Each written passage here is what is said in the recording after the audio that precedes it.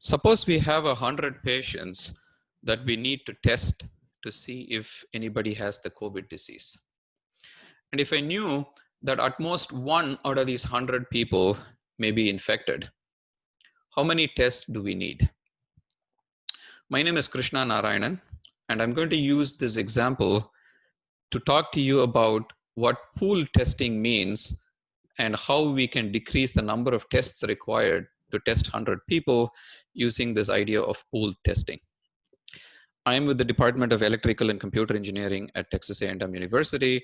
And before I proceed, I want to thank my friend Arun Srinivasa from the Department of Mechanical Engineering, who suggested that I talk about this particular example, which turns out to be a nice example to illustrate the main ideas.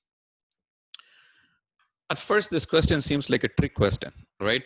If you have 100 people that you want to test, if you have to test every person, then you need 100 tests. And in fact, this is how we are testing right now. But there is one interesting piece of information that you can use to reduce the number of tests required. And that is that we know that at most one person among these 100 people may be infected. Now, in practice, we usually do not know exactly how many people are infected in a pool, but we know something about how common it is, or the prevalence of the disease, or how common it is for somebody to be infected. I'll talk about this towards the end, but to understand the main ideas, it will be best to assume that we know that at most one person in the pool, among the 100 people are infected. Okay, so Dorfman realized in 1943 that you can get away with only 20 tests if you know that the prevalence is small. And I'm going to explain this, his idea to you using this example. And then I will show how you can decrease 20 tests to just 7 tests. And I'll talk a little bit about why you may not want to do this because of some practical difficulties.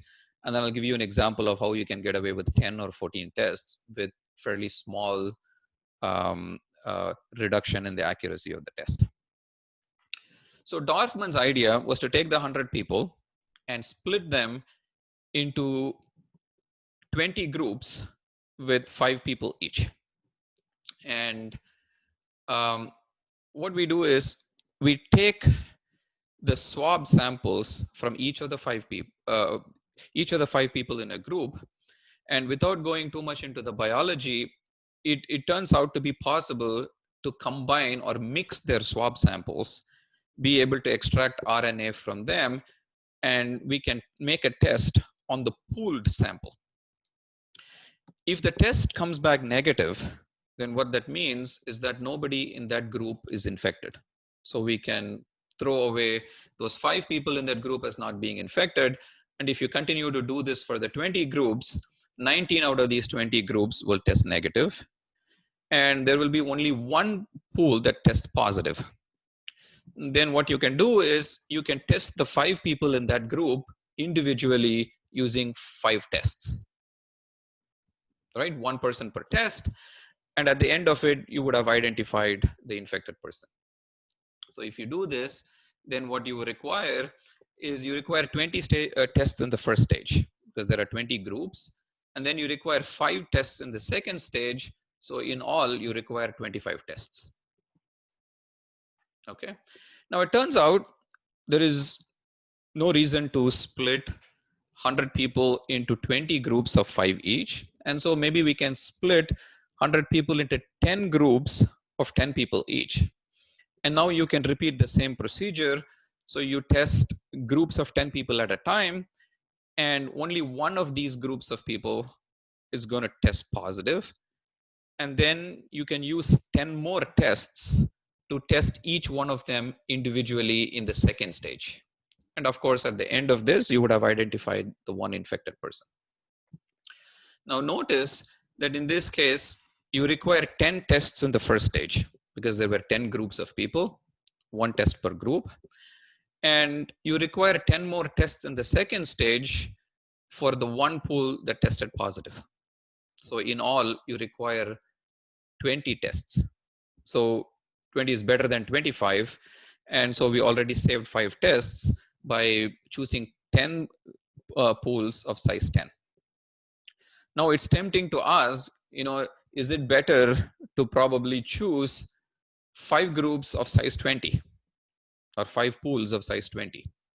Well, it turns out it doesn't really improve things, because if you think about having 5 pools of size 20, or if your pool size is 20, then you require 5 tests in the first stage.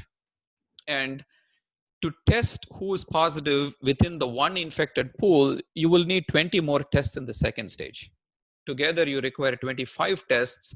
So the number of tests required starts to go back up.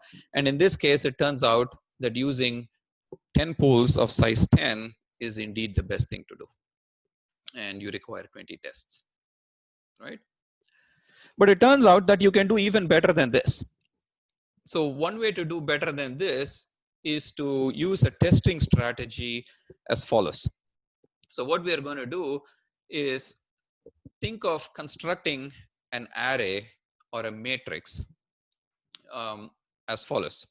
So the matrix is going to have 7 rows and it's going to have 100 columns.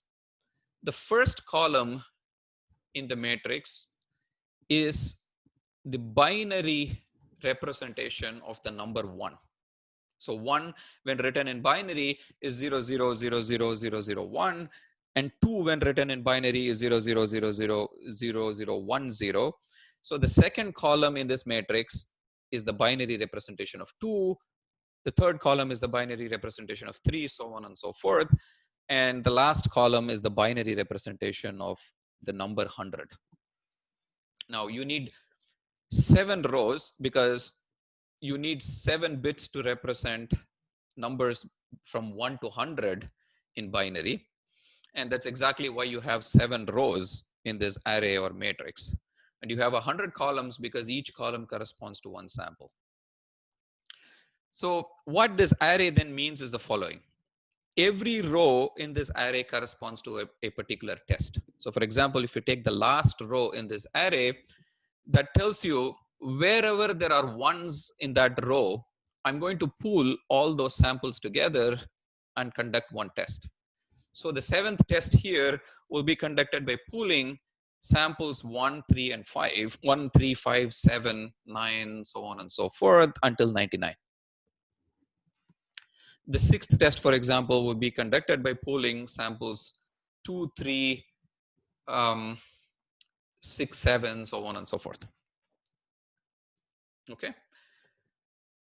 Now, notice that if nobody in the pool is infected, when you use this testing matrix and you run your tests, the result of these 7 tests are all going to be negative, right? Because nobody is infected. However, if one person is infected, so let's say the 50th person is infected, for example. Let's think about what would be the result of the tests. Now, whichever test this particular sample participates in, the result of those tests are going to be positive. So the result of the first test is going to be negative because 50 does not participate in that test. But the result of the second test is going to be positive, third is going to be positive, negative, negative, positive, and negative, right? Now, so these are the test results. And if we associate a 0 with negative and 1 with positive, then we can think of the test results in terms of bits, and this will be 0, 1, 1, 0, 0, 1, 0, which indeed corresponds exactly to the column in the matrix or array that corresponds to the 50th column, right? So what that means is this: when you run your tests, you look at your results in terms of 0s and 1s, 0 being negative and 1 being positive. To identify who the infected person was, all you need to do is you need to go through your matrix and see which column corresponds exactly to the test results that you have obtained. In this case, it would be 50, and you would identify 50 as the infected person. And to see that this testing procedure indeed identifies the person correctly, you can see that all the columns in this array are different from each other. Why do we know they are different? We know they are different because they all represent different numbers in binary, right? So two different numbers cannot be represented by the same set of bits if we use 7 bits to represent numbers from 1 to 100. So indeed, we can uniquely identify which person is being infected just by looking at the test results. Of course, now we require only 7 tests. But the problem with this scheme is that the size of the pools that you end up constructing are fairly large. So for example, if you look at every test, say the 7th test, we pooled samples 1, 3, 5, so on and so forth until 99. And that's really taking 50 samples together.